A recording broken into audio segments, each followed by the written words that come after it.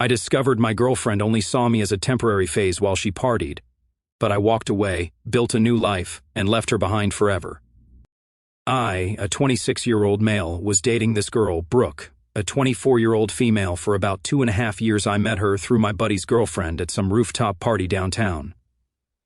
She was one of those girls who could walk into any room, and suddenly everyone was gravitating toward her. She was super outgoing, always down for whatever, the total opposite of my more chill personality. The first year was honestly pretty great. She got me out of my comfort zone, dragged me to concerts I never would have gone to, and made me try sushi. I still hate it, but whatever. I started going to yoga classes because she was into it. Yeah, I was that guy doing downward dog next to a bunch of soccer moms at 6 in the morning. Don't judge me. My dad, Jim, thought the whole thing was hilarious. Yoga? Really? What's next? Juice cleanses, he said. He's been my best friend since my mom died when I was 12. He raised me alone, taught me plumbing, and never remarried because he said one woman trying to change him was enough for one lifetime. He has this way of saying exactly what everyone's thinking but is too polite to say out loud. Around year 2, things started shifting. She'd disappear entire weekends for girls' trips that seemed to happen every other week. She started following a bunch of festival influencers on Instagram, always talking about this amazing party in Vegas or that underground music thing in Miami.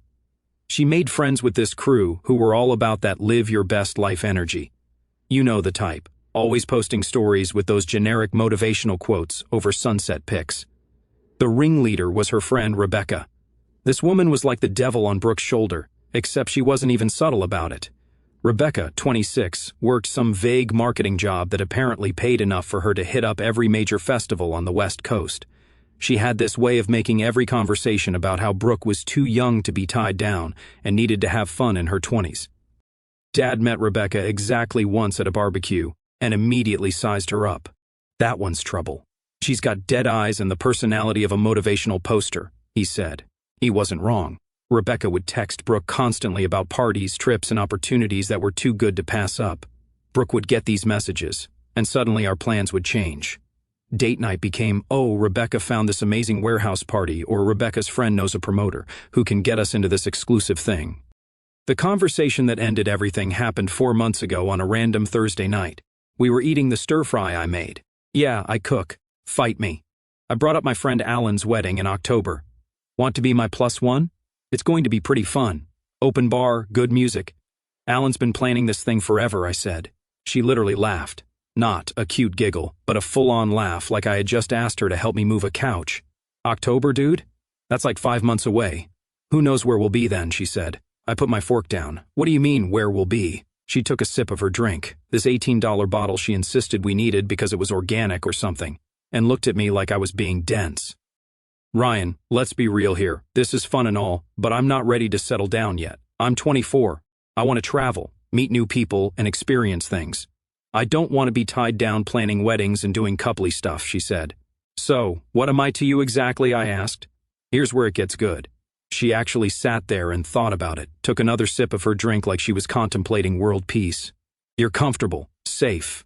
You're like a security blanket. You're the kind of guy I'll come back to when I'm ready for all that serious stuff. But right now, you're kind of just a phase while I figure out what I really want, she said.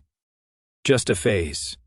I felt like I was in that scene from Goodfellas where Henry's in the restaurant and everything goes quiet. A phase. Don't take it wrong, it's not you personally. I'm just not done having fun yet.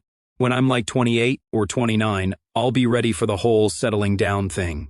Marriage, kids, whatever boring people do, she continued. And you assume I'll just wait around? I asked.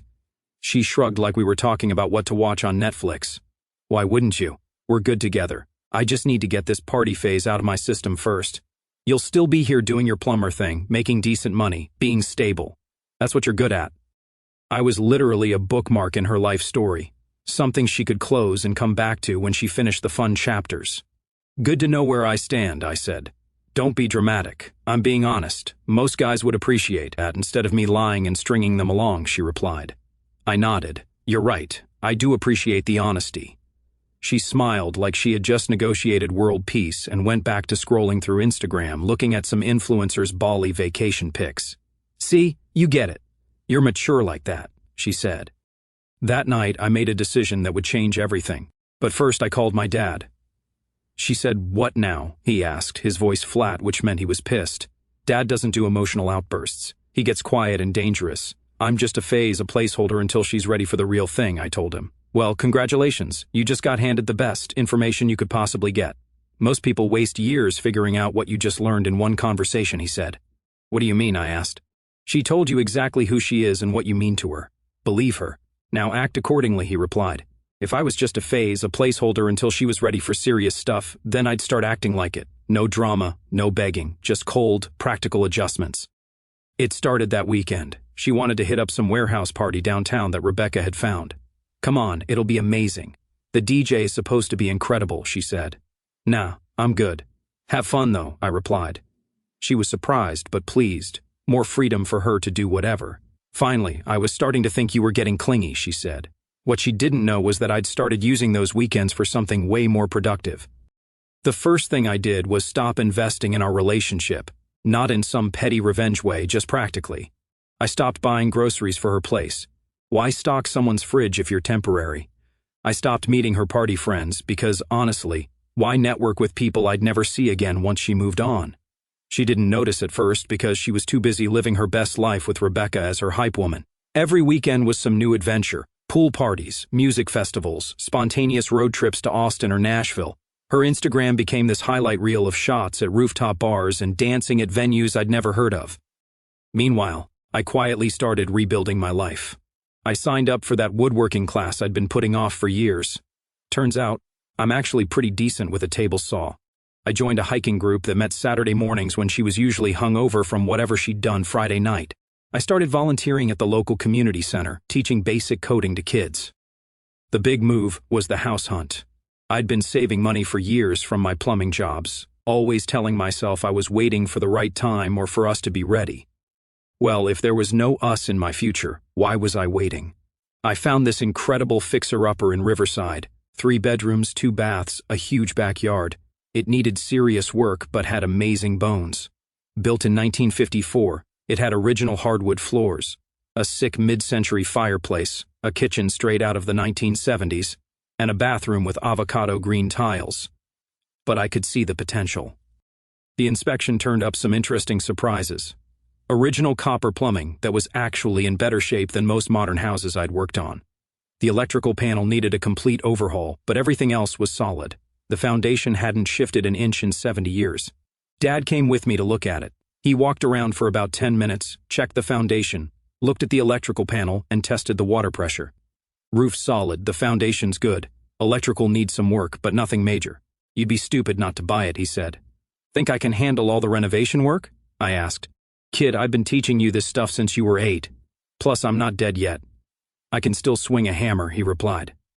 The previous owners had been an elderly couple who'd lived there for 40 years. They'd kept everything original but maintained it perfectly. They even left behind a workshop in the garage, complete with a vintage workbench and tools from the 1950s. Dad nearly had a heart attack when he saw it. These tools are worth more than your down payment, he said. I put in an offer without saying a word to Brooke. She was at Coachella with Rebecca, posting stories of herself covered in glitter, dancing to DJs I'd never heard of. I got the text that my offer was accepted while she was sending me videos of some art installation shaped like a giant cactus. Miss you, babe. This is incredible. Can't wait to tell you about it, she texted. I texted back, have fun. Then I went back to reviewing the inspection report with Dad. He asked, so when are you going to tell Princess Party Girl about the house? I replied, why would I? She's not going to be living in it. Dad grinned. That's my boy. The hiking group was where everything started clicking into place. Every Saturday at 7 in the morning, we'd meet at different trailheads around the city, way better than sleeping off hangovers until 2 in the afternoon, like I used to do when Brooke was out partying. That's where I met Sophie, a 23-year-old personal trainer with a really dry sense of humor that caught me off guard. Our first conversation was about trail mix. Whoever decided raisins belong in trail mix clearly hates joy, she said, picking them out of her bag. Finally, someone with sense. Raisins are just disappointed grapes, I replied. She laughed. Oh man, that's dark. I like it. We started hiking together more often, just as friends at first, since I was technically still with Brooke, even though she'd made it clear I was just holding her place in line. Sophie helped me pick out tile for the house renovation. Turns out she has really good taste and knows way more about home improvement than someone who spends all day at a gym should. Why do you know so much about grout? I asked while we were at Home Depot. My dad's a contractor. I spent summers working for him instead of going to camp. Learned more about plumbing than most guys I trained, she said. She was right. The first day Sophie came to help with the house, Dad was there installing new kitchen cabinets. I was nervous about them meeting, but I shouldn't have been. You must be Sophie, Dad said, not looking up from his level. Ryan's told me about you. All good things, I hope, she replied. Yeah, he said you have opinions about tile. That's either very good or very bad, he said. Sophie laughed. Depends on the tile, but yeah, I have opinions about most things. Dad said to me, I like her already. Then he turned back to Sophie. Can you hand me that drill and tell me what's your position on subway tile? She answered, timeless but overused. Good for resale value. Boring for actual living. Dad nodded. Yep, I like her. Sophie's construction knowledge was legit. She showed up the next weekend with her own tool belt and immediately spotted a problem with the kitchen layout that would have cost me thousands to fix later. You can't put the dishwasher there unless you reroute that gas line. See how it runs right behind where you want the cabinet? She pointed out. Dad was impressed. I was starting to fall for her. Meanwhile, Brooke's party phase was escalating. Her Instagram posts were getting wilder. Photos with random guys at festivals, always captioned with stuff like making memories, with new friends, or life's too short to say no to adventures. Rebecca would comment things like, yes, queen, this is what your 20s should look like. Dad saw one of her posts when I was scrolling through my phone during a lunch break. God, she looks like she's about to overdose on attention. What's her endgame here? He said. I don't think she has one. Rebecca's got her convinced this is what happiness looks like, I replied. The moment that really sealed it for me happened at the community center. I was teaching this 12-year-old kid named Diego basic Python, and his mom came to pick him up. You're really good with kids, she said. Do you have any of your own? Not yet. Someday, though, I answered. Your girlfriend's lucky. Guys who are good with kids are rare, she said. I almost laughed. My girlfriend was currently somewhere in the Nevada desert with Rebecca, probably rolling on Molly, explicitly not wanting kids or anything domestic like commitment. That night, I texted Brooke, we need to talk when you get back. She replied, ooh, sounds serious. You're not about to propose, are you? Because that would be super awkward, with 5 laughing emojis. I texted back, yeah, definitely not. Brooke got back from Burning Man 3 days later, looking like she'd been through a sandstorm, sunburned, exhausted, smelling like patchouli and regret. She came over to my apartment. I still hadn't mentioned the house. Rebecca had apparently stayed in Vegas for some after-party that was too epic to miss. So, what's this big serious talk? She asked. Please tell me you're not about to get all weird and clingy. I had such an amazing time, and I don't want to kill the vibe. Actually, I wanted to thank you, I said. She looked confused. Thank me for what? For being honest about what you think of me. It really clarified things, I replied. She looked uncomfortable. I didn't mean it in a bad way, she said. I know exactly how you meant it. You want to have fun now, settle down later. I respect that, but I've realized I don't want to be anyone's phase. So let's end this clean, I said. She was shocked. Wait, what? You're breaking up with me? We're breaking up with each other. You want to be free. I want to be valued. Win-win, I said. She was genuinely shocked. This wasn't how the script was supposed to go. I was supposed to wait around like a golden retriever, just happy when she came home. But we're good together. We work. I mean, you're perfect for me. Eventually, she said. Eventually. Key word there, I replied. You're totally overreacting. I just need some time to figure things out. God, you're being so dramatic about this. Take all the time you need, just not on my clock, I said. This is ridiculous. You know what? Fine, but don't come crawling back when you realize you threw away something good. Most girls wouldn't even be honest about this stuff, she shot back. She left angry and confused. Within an hour, she was posting Instagram stories with quotes about knowing your worth and men who can't handle. Strong, independent women who know what they want. Fine by me. I had crown molding to install, I thought. I called Dad afterward to let him know it was officially over. How'd she take it? He asked. About as well as you'd expect. Lots of dramatic quotes about men who can't handle honesty, I said. Good, he replied. Are you coming over tomorrow? That crown molding isn't going to install itself. After the breakup, Brooke went into full party overdrive. Her Instagram became a non-stop highlight reel of clubs, festivals, and adventures. Every post was about her newfound freedom and living authentically. Meanwhile, I was working on my new house. The hiking group became my weekly therapy session. Sophie and I were hanging out more, just as friends, but good friends. She helped me pick out a new refrigerator when my ancient one finally died. We spent an entire Saturday at appliance stores arguing about whether stainless steel or black stainless was better. Black stainless shows fingerprints less, she said. But regular stainless steel matches the dishwasher I already bought, I countered. Fair point. Also, you actually bought a dishwasher before you had a working kitchen. That's very optimistic of you, she teased. Dad was there too, of course. He's been optimistic about dumb stuff his whole life. At least this time, it's useful, he said. Sophie started spending more time at the house, helping with projects and just hanging out. Dad treated her like she'd been part of the family for years, which was his way of showing approval without actually saying it.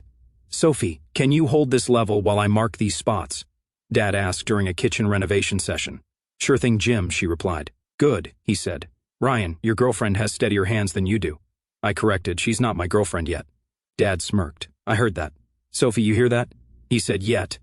Sophie grinned. I heard it. Dad said, excellent. Now both of you shut up and help me install this cabinet. Apparently, Rebecca was keeping tabs on my social media and reporting back to Brooke. I'd post normal stuff. Pictures from hiking, the kids at the coding camp, my attempt at making homemade pasta, an epic failure but hilarious. This bothered Brooke because it meant I was doing fine without her. Rebecca started commenting on my posts with passive-aggressive remarks like, wow, someone's really embracing the single life. Good for you, and hope you're not just posting the highlights while you're actually miserable inside. I blocked her after the third comment. Then Brooke started showing up places. The coffee shop I went to Sunday mornings, the gym. She even showed up at the community center, claiming she wanted to volunteer. Ryan, wow, funny running into you here, she said. Hey Brooke, here to volunteer with the kids? I asked. Yeah, totally, I love kids. Want to give back, she replied.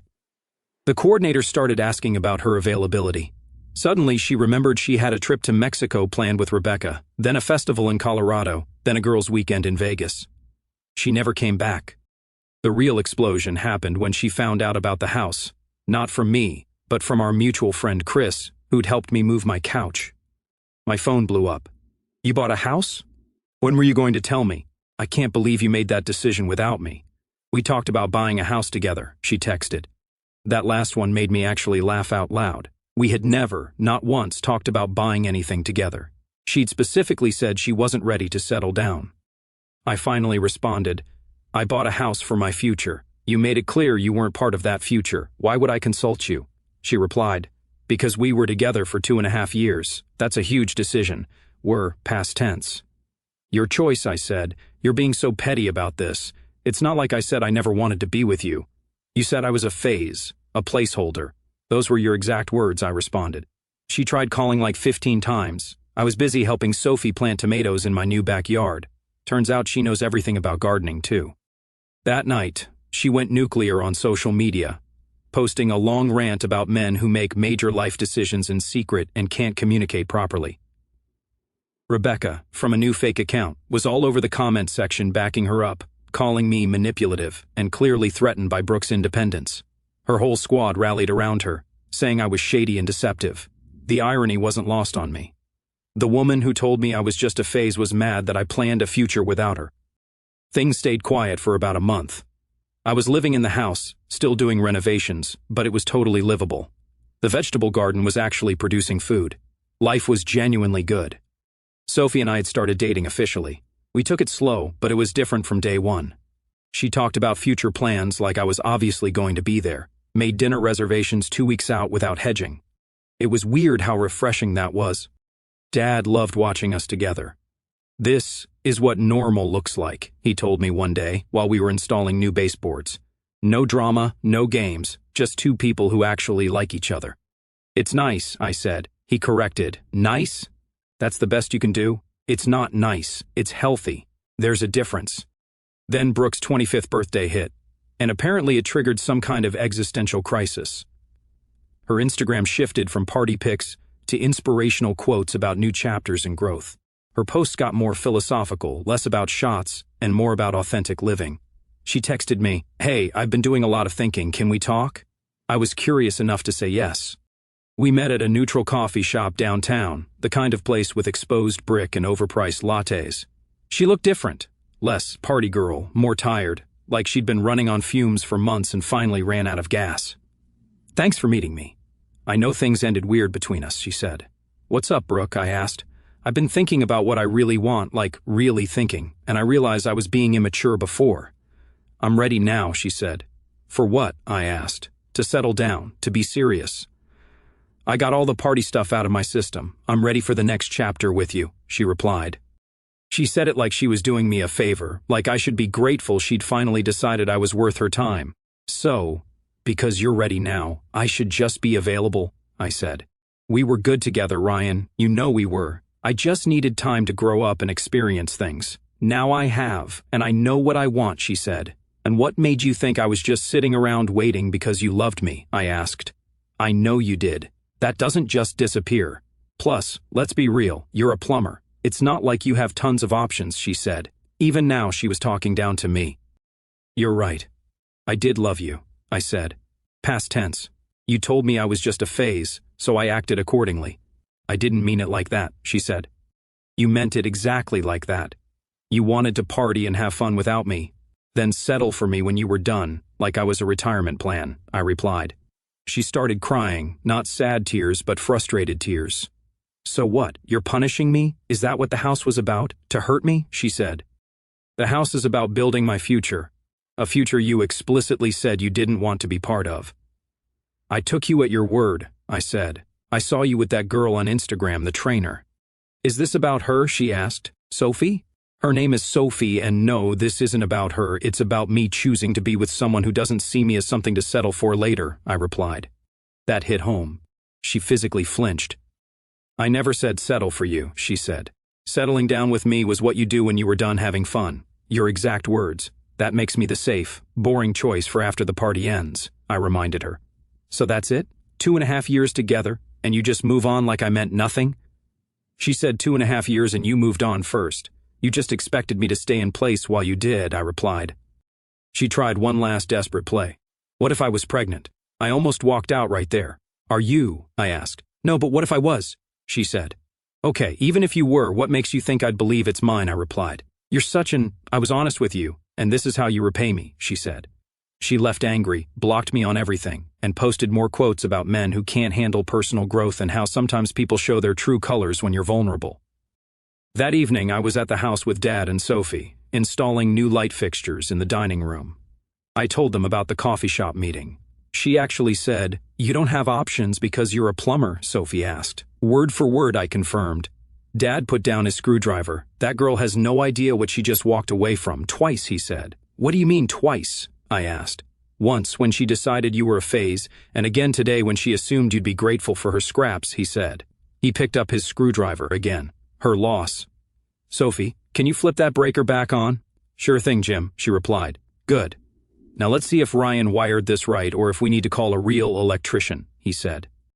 Brooke's rejection apparently sent her into a complete spiral. According to mutual friends, she became obsessed with proving I was making a mistake. Rebecca was feeding into this hard, constantly telling her that I was obviously rebounding, and that Sophie was just a gym bunny who didn't know the real me like Brooke did. The harassment started small. Brooke would drive by the house when I was working in the yard. She'd sit in her car across the street for like 20 minutes just watching. I ignored it at first, figuring she'd get bored and move on. Dad noticed first. "Blue Honda keeps driving by. Same one's been parked across the street 3 times this week. That's Brooke stalking now." "Classy," he said, not looking up from the deck railing he was sanding. "Want me to go have a chat with her?" he asked. "Nah, she'll get bored eventually," I said. "If you say so, but if she escalates, I'm not asking permission next time," he replied. Then Rebecca started following me around town. She'd show up at the grocery store I went to, the coffee shop, always with her phone out, pretending to be casual while obviously taking pictures. She'd report back to Brooke about everything, who I was with, what I was buying, even what I was wearing. Rebecca got bold enough to accidentally bump into Sophie at the gym during peak hours. She made a huge scene, apologizing loud enough for everyone to hear, then started this fake conversation. "Oh my God, you're Ryan's new girl. He's such a catch. I can't believe Brooke let him go. She's been such a mess since the breakup, like, seriously struggling." Maybe you could talk to him about giving her another chance, she said. Sophie handled it like a pro. I think Brooke's struggles are between her and her therapist, not me and my boyfriend, she replied. Rebecca's face went red. Things escalated when Brooke and Rebecca figured out Sophie's schedule. They started showing up at the gym where she worked, coincidentally needing day passes to work out. They'd make loud comments about how some people just go for the first rebound they find and how it's sad when men can't handle being alone. Sophie handled it better than I did. They're just jealous. Brooke had something good and threw it away. Now she's seeing what she lost, she said. But it got worse. Rebecca started messaging Sophie on Instagram with fake concern. Hey girl, just wanted to give you a heads up about Ryan. He's super controlling and manipulative. Ask him about how he made Brooke feel like she couldn't have friends or go out. He's just putting on an act for you, the messages read. Sophie showed me them. She's really trying hard to break us up, she said. What did you tell her, I asked. That she should find a hobby that doesn't involve other people's relationships, she replied. Dad's response was more direct. Block her. Block them both.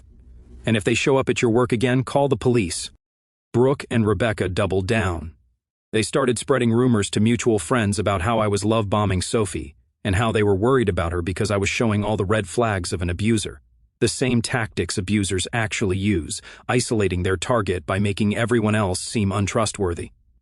The flowers started appearing on my porch 2 weeks later, no cards, just flowers. Every few days new ones would show up. I threw them away, but they kept coming. Secret admirer? Dad asked, seeing me carry another arrangement to the trash. Brooke.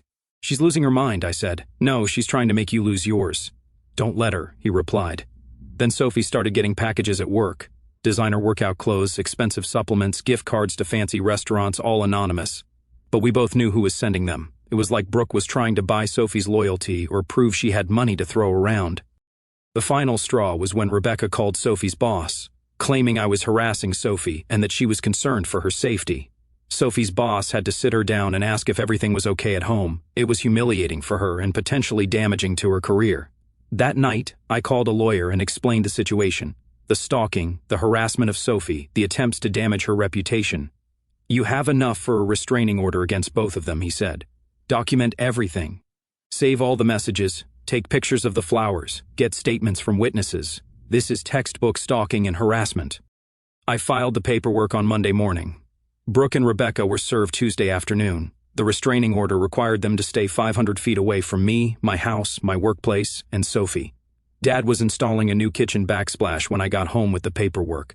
How'd it go, he asked. Restraining orders in effect. They've been served, I said. Good. Should have done it weeks ago. Think it'll actually stop them, he asked. If they have any sense, yeah. If not, well, they'll learn the hard way that judges don't care about your feelings, I replied. For about a week, it was quiet. I thought maybe the legal reality check had finally gotten through to them. I was wrong. Last Friday night, I was at home working on refinishing the back deck when I heard someone on my front porch. It was almost 11 at night, so I figured it was a delivery that got dropped off late. I opened the door to find Brooke sitting on my porch steps, clearly drunk, surrounded by about 24 roses. She was crying, makeup running down her face, holding a drink. Ryan, please. I just want to talk. I love you. I've always loved you. Rebecca was wrong. I should have never listened to her. I want to come home, she said. Brooke, you can't be here. You have a restraining order, I said. I don't care about that stupid paper. This is my home too. We can work this out, she replied. She tried to stand up and stumbled. The bottle fell and shattered on my concrete steps. You need to leave now. I'm calling the police, I said. She panicked. No, please, just listen to me. Sophie doesn't know you like I do. She's just using you for your house and your money. I'm the one who really loves you, she said. I already had my phone out, dialing 911. Brooke heard me and started panicking more. Ryan, no, please don't do this. I'll leave. Okay, I'll go right now, she said. But she was too drunk to even walk properly. She fell trying to get off the porch, scraped her knee and started crying harder. The cops showed up about 10 minutes later. 2 officers, both professional but clearly not surprised by the situation. Sir, can you explain what's happening here? One asked. I showed them the restraining order and explained the situation. Brooke was still on my lawn, now lying in the grass, crying about how she'd made a mistake and just wanted to fix things. Ma'am, you're under arrest for violating a restraining order. You have the right to remain silent, they said. They cuffed her and put her in the back of the patrol car. One officer stayed to take my statement while the other called for someone to clean up the broken glass. Has she contacted you since the restraining order was issued? The officer asked. No direct contact, but she's been driving by the house. I have security camera footage, I said.